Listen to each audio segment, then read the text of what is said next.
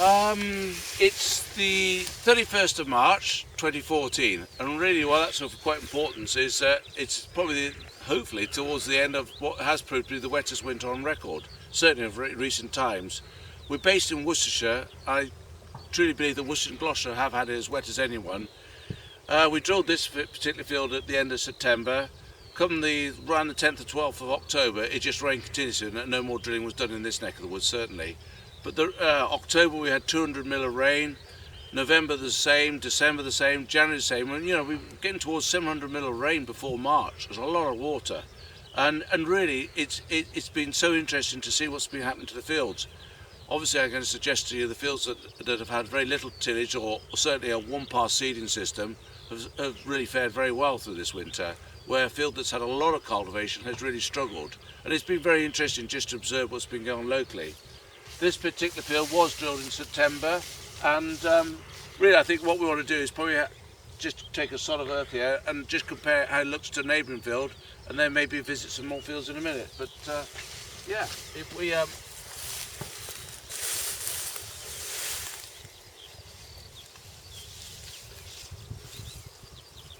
something to take. I actually believe this is probably, I was thinking it's growth stage 30, it's more like 31. I can see a node there, another one there, and I would suggest that the actual tip is getting somewhere up there. That there's certainly two, that's getting on. This is going to need some growth regulator. We've not done much to this field. It's had one bag of nitrogen, which is what, 125 kilograms in weight at the beginning of March. It's now the end of March. It's certainly time for bit of growth regulators, clean these leaves up a bit, fungicide, and start giving it some treatment. Anyway, we're going to have a look next door. See how. Okay, this is nipped across down the road a little bit to a neighbouring farm. He's kindly allowed me permission to come have a look at what's been going on here. Right, this field was cultivated in August to get it ready for drilling mid-September. They did have to cultivate it quite a lot, to be fair, because it was quite rutty, and not the normal way of establishing a crop. It was put in with a power combination drill, but interestingly it was drilled mid-September, the same time. In fact, this is a little ahead before we started, but it was the same time that this crop was drilled. This is a sod that I brought from the field that we're just looking at. Obviously there's quite a bit of difference in height. I think one thing that's really proving here what's caused the problem, I might even find a thermometer soon, is the soil temperature. I've kept an eye on these fields locally, and generally speaking, through the spring and winter, they have been, there it is, about 2 degrees cooler. And that's obviously had an effect, and the reason why that's happened is because the moisture. These fields have really struggled to drain. Just try and get this a bit cleaner. We'll put that in there and see what it is. Yeah, this ground has got quite wet. To be fair, it looks pretty even. It's quite an even establishment. It did look really quite nice in sort of September, October time. It came up fairly well. But what's happened, the roots are sat in the wet, and we've lost the tillers. See, this plant here has just got one tiller. That's lost all of them again. Okay, a bit of nitrogen now, we'll sort this out. But really, it's not done very well. Wettest winter on record. Okay, power combination is not a favourite by a lot of us, but it's just a combination of, well, it's a good example of what too much cultivation can do. So, it'll be interesting to see what that is. Yes, it's going to be possible. You're going to have to take my word to say it, but that's just 8. So that's quite warm. It's warming up, but bear in mind that generally speaking, we've been 2 degrees, and as I say, ours today is 10. That warmth has got it going away. It's had plenty of oxygen because the uncultivated land has been rich in oxygen, and the crops have just kept going. But it is interesting. All that cultivation was done here. It hasn't actually done anything to establish the crop. It's done absolutely nothing to get the crop going. Kind of think this may be the one to back. But we're going to have a look at some more fields, see how we're looking on our place.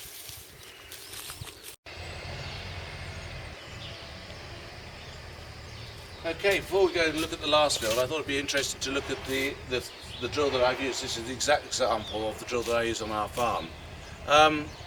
Really, it's really important probably to understand. We saw the contrast in the two crops, and to me it's quite staggering. Okay, we had the wet winter, And what I'm trying to show you is why we developed this machine the way it is and what this machine is about. My father used to do a lot of direct drilling with a disc drill. Okay, some years it worked well, some years it didn't. But really, probably what was letting us down probably was the structure of the soil, less understanding of cover crops, and we burnt the straw. Really, that's a big mistake. If we want to sort out our soil structure, we've got to leave all the previous crop residue on the surface. That's what nature does. She doesn't burn everything away. It's all left covered. It's protecting from the sunlight, but most importantly, the heavy rainfall. We have a different climate to what they have in Argentina and America. We get a different type of soil structure, a different type of rain, and what we're doing, we're compacting the ground, will rain sometimes. So we can keep this cover crop, then we need to design a machine that will deal with straw. This machine in general has a high clearance, it has a big stagger between each of the elements, and each element, whether it's the consolidation, the cultivation, or the drill, or even the harrow, is totally independent to each other. So we can set it up for different fields, different types of seed that we're drilling, different types of cover crops, whether it's straw or something this tall. We believe we can cope with all. So the basic design of the machine starts with, really, it is a trail machine. It's attached to the front of the tractor, to the rear of the tractor on the hitch, usually a drawbar. This main frame really stays pretty static. It carries the tank. It's all carried on the main axle frame. This frame stays in contact with the ground, whether we're in transport, whether we turn on the headlands, or whether we're in work.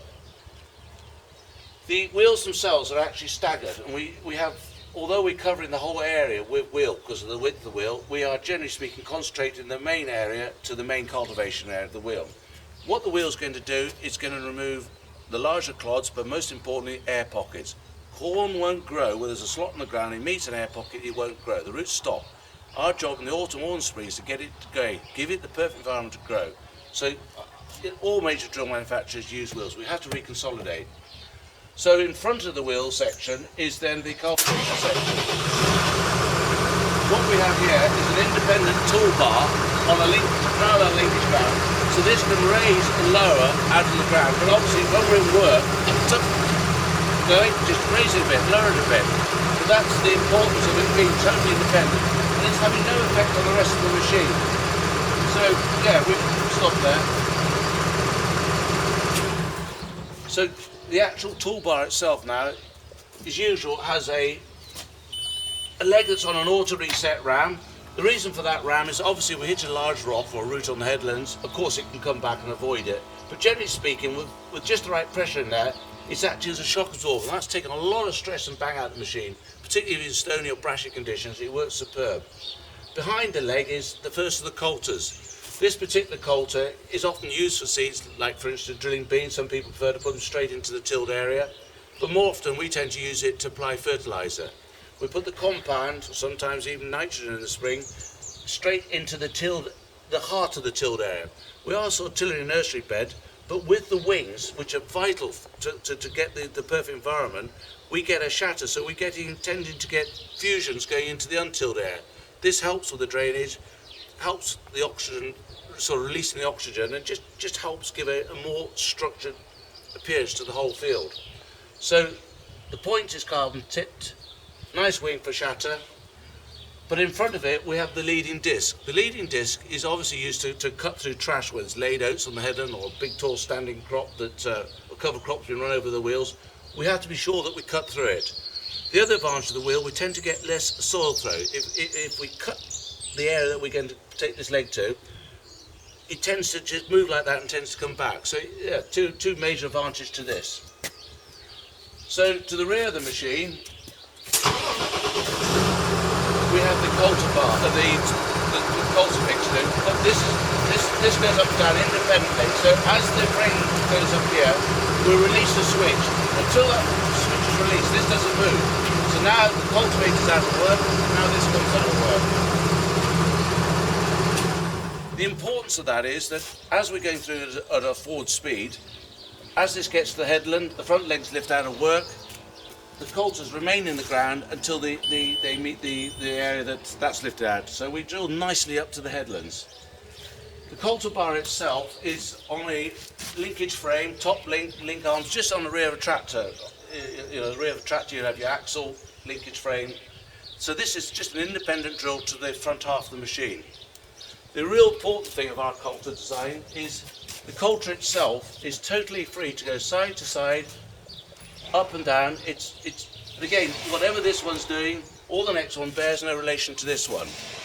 Each coulter arm itself has its own pressure ram. This gives us the pressure we need to keep that coulter in the ground and to give the solid seat contact from the pressure of the wheel pushing down onto the tilled area. The coulter itself has twin outlets. So we're replacing the seed, as we're going to talk about a little later. The seed is placed to the side of the tilled area. Tilled here, fertiliser in the middle, the seed to the side, and it can make best use. The roots will tell you where they want to go. Sometimes they want to go into the tilled area, sometimes, as usual, they tend to be quite happy with the untilled area. So our job is to put them into the perfect environment to make their own mind up. Adjustment is pretty straightforward. The seed head there has a seed monitoring as standard, so each coulter pipe is being monitored all the time to make sure we have the seed flow. And at the rear of the machine we have the covering harrow. These tines not only go up, down, sideways, they run clean in just about everything. You can fit a paddle on there if you wish, so you can have row of paddles, row of harrows. And to the rear we have the pre-emergence marker. The beauty of this is that some people like to see the tilled area, particularly maybe in rape. The agronomist winter wheat may want to see it a lot more level.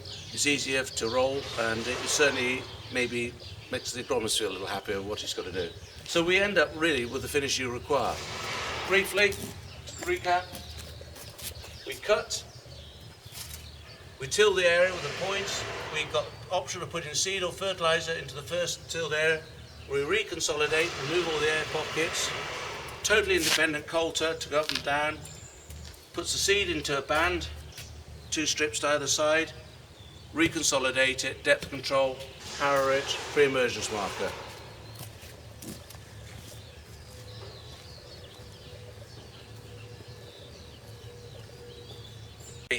We've seen the drill now, and we talked at the end of that clip in the farmyard, the importance of the double shoot coulter.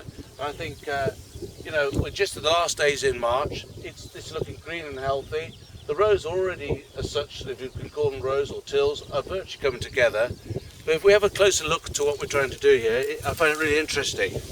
This field was drilled at in early October, straight after the spring beans are harvested. And I literally put the combine to one side of the field and drilled the field, followed straight behind the combine. The volunteers I've left grow all through the winter, and I've sprayed them. This has had a lantus about 2 weeks ago, and they're going to go now because we've put a sniff of something to get rid of them. In the farmyard, we've just been talking about the importance of double shoot coulter. Although that is, let's say, a band of cultivated area, and to the side we have good light interception, but also equally important, this is the reason behind the double shoot coulter. We look down here, when this is growing certainly in the autumn and through the winter, the light can get to the crop. And the reason light getting to the crop in March, getting to April, is so important because we want to make best use of tillering. When we were developing this machine, we found if we just put it in an area and it all came out one coulter, it just wasn't so good. The centre plants didn't get enough light and uneven tillering. If you notice here, we have even tillering to each plant.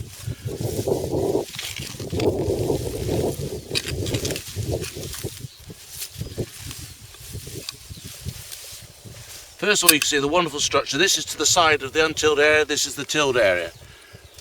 The residue is being, see the worm activity here, but importantly, that the plants are tillering nicely. It's a good strong plant, and we get in the tillers to each plant, and you can see each seed, even though I used a low seed rate, average seed rate, 165 kilograms to the hectare, the light has got in and allowed the plants to develop evenly. Yeah, it's looking clean and healthy there, and again the stems here from the previous crop are still there. It's easy to put the spade in. And the soil has structured, the little worms at the top there. When we break it open and see all this root growth and real worm activity there, it's horrible soil, it's just clay. But